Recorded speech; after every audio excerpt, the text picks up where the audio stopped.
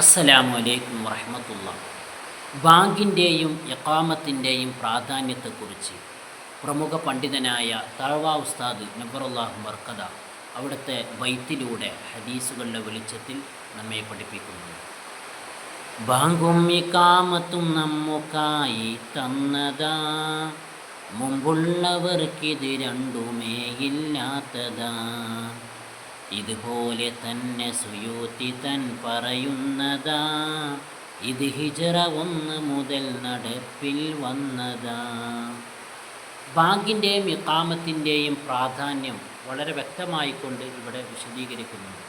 നമ്മുടെ സമൂഹത്തിന്, അതായത് നബി സല്ലല്ലാഹു അലൈഹി വസല്ലമ തങ്ങളുടെ ഉമ്മത്തിന് മാത്രം അള്ളാഹു നൽകിയതാണ് ബാങ്കും ഇഖാമത്തും. നമുക്ക് മുമ്പുള്ള സമുദായങ്ങൾക്ക് ഒരിക്കലും ഇതുപോലുള്ള ഒരു സൗഭാഗ്യം ബാങ്കും ഇഖാമത്തും നൽകിയിട്ടില്ല.